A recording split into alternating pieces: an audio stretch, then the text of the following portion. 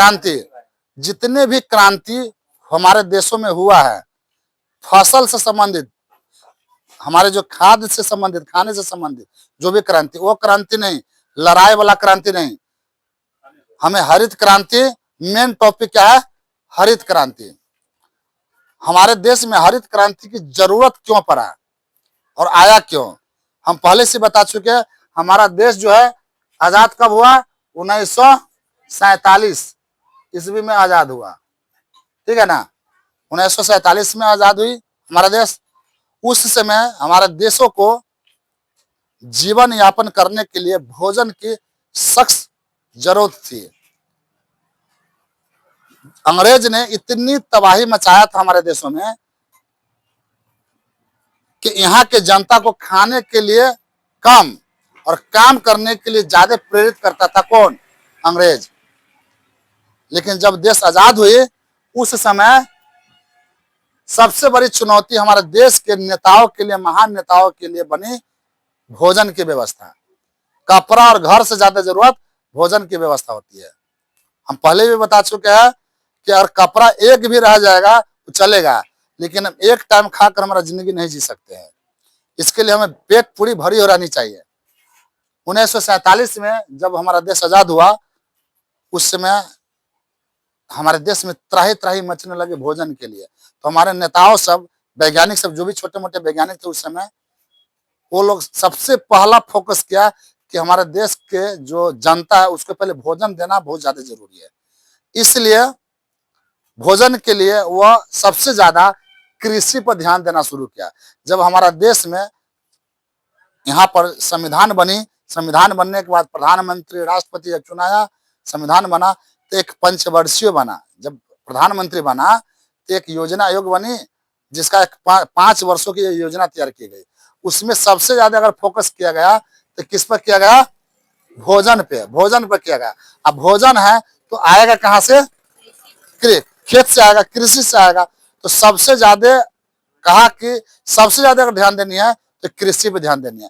तो पहला पंचवर्षीय योजना जब लाई गई तो सबसे ज्यादा फोकस किस पर किया गया? कृषि पर। और कृषि पे किया गया तो उस पर जो है ना जबरदस्त हमारे देश का थोड़ा सा ग्रोथ लेवल बढ़ा कृषि के क्षेत्र में। लेकिन जितना बढ़ा उससे ज्यादा हमारे यहाँ की जनसंख्या बढ़ गया। जनसंख्या, हमारे देश की जनसंख्या धीरे धीरे बढ़ते गया। अब खेती बाड़ी तो जितना था उतना ही हो रहा था, जितना धरती को हम बढ़ा नहीं सकते हैं। धरती को बढ़ा सकते हो? 1 कट्ठा को 2 कट्ठा तो कर दोगे। तुम्हारे पास 2 कट्ठा है तो 2 कट्ठा को 4 कट्ठा कर दोगे जी? नहीं कर सकते हो। हाँ, ये जरूर है कि 2 कट्ठा में अगर 2 किलो उपज रहा है तो उसको 3 किलो उपजाने के कुछ बुद्धि लगा सकते हैं, कुछ उपाय कर सकते हैं। तो हमारे देश के जो वैज्ञानिक थे वो सोचे कि जितना हमारे देश की संख्या है, जितना खेती बाड़ी है, उस अनुसार से जल्दी से उतना फसल नहीं हो पा रहा है। इसके लिए हमें कम समय में ज्यादा भोजन, ज्यादा हमारा कृषि और अन्न की जरूरत है, ज्यादा अन्न की जरूरत है। तब जाके पूरे विश्व में एक क्रांति आई थी, एक बीज आया था जो गेहूं के क्षेत्र में, खाद्य फसलों के क्षेत्र में था, जो एक हरित क्रांति के रूप में जाना जाता था पूरे विश्व में। जो नॉर्मन डी बोरलॉग ने एक हरित क्रांति का एक दौर लाए, जो कम समय में, कम बीज में ज्यादा फसल हुआ करता था, ज्यादा उपजनी देता था। अभी भी देखोगे गेहूं सब जो है, जो बीज को खरीद के लाते हैं तो कहता है खरीद के ला बीज को, और वो बीज रोपते हैं ना गेहूं तो कुछ ज्यादा बड़ा बड़ा बाली देता है। वो क्या है? हाइब्रिड वाला सब है, हाइब्रिड वाली सब है। हम लोग देखोगे तो इतने बड़े बाली होगा, देता ही नहीं उपज है। तो वही चीज नॉर्मन डी बोरलॉग ने क्या किया था?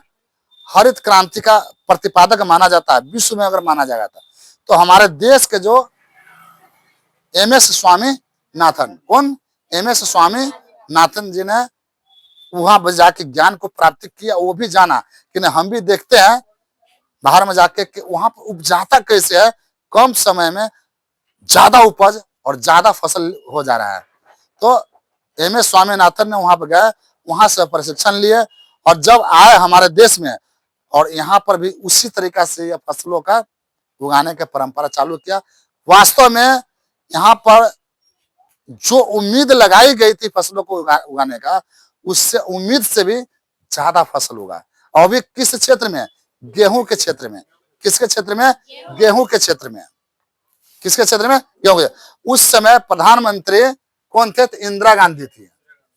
इंदिरा गांधी थी, कुछ दिनों के लिए आई थी, और इंदिरा गांधी थी हरित क्रांति के समय में।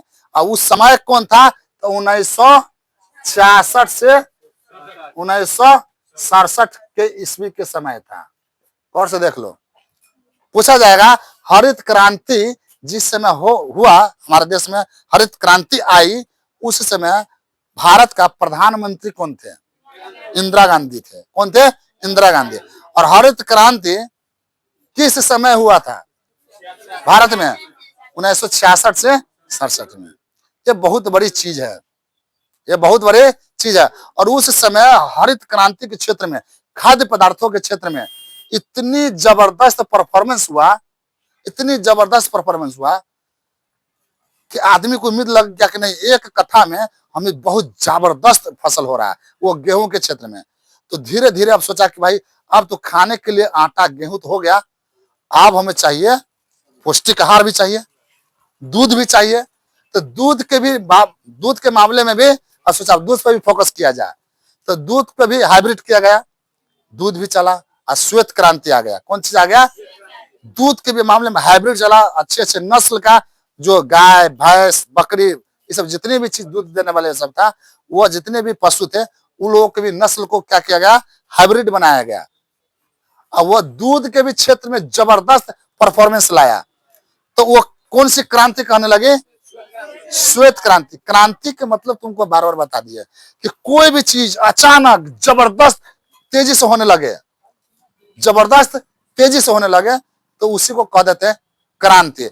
अभी लड़ाई बाजार पर हो रहा, 2-4 आदमी हो रहा है, धीरे धीरे आप पता चलेगा लगातार मार होने लगा, उधर से आने लगे, तो अचानक स्थिति बदल गई, मारपीट में बदल गई और जबरदस्त हो गया। तो हम लोग कहने लगते और यार क्रांति आ गया। क्या? क्रांति आ गया। तो यही चीज हो गया, अचानक कोई चीजों में जबरदस्त उछाल आ जाए, जबरदस्त कुछ हो जाए, तो क्या कहलाएगा? क्रांति कहलाता है। तो यह श्वेत क्रांति होगी किस क्षेत्र में? दूध के क्षेत्र में। अब सोचा क्या दूध पी के मतलब मस्त हो गया, चावल दाल गेहूं खा के, आटा खा के मस्त हो गया। अब कुछ थोड़ा सा ताकत और आनी चाहिए, थोड़ा सा मीट मछली के क्षेत्र में आना चाहिए। तो सोचा कि क्यों नहीं थोड़ा सा और भी चीज भोजन के रूप में आना चाहिए जो पौष्टिक आहार दे से कुछ हो जाए। तो अंडा के क्षेत्र में भी जबरदस्त अंडों को लगा कि चलो भोजन के अंडों भी खा के भी आमलेट उमलेट खाएंगे तो कुछ ताकत ज्यादा मिलेगा, उबाला अंडा भी खा लेंगे, कुछ अच्छा लगेगा, ताकत मिलेगी। तो अंडा के क्षेत्र में भी जबरदस्त परफॉर्मेंस किया। अब तब अंडा के क्षेत्र में जबरदस्त परफॉर्मेंस होने लगा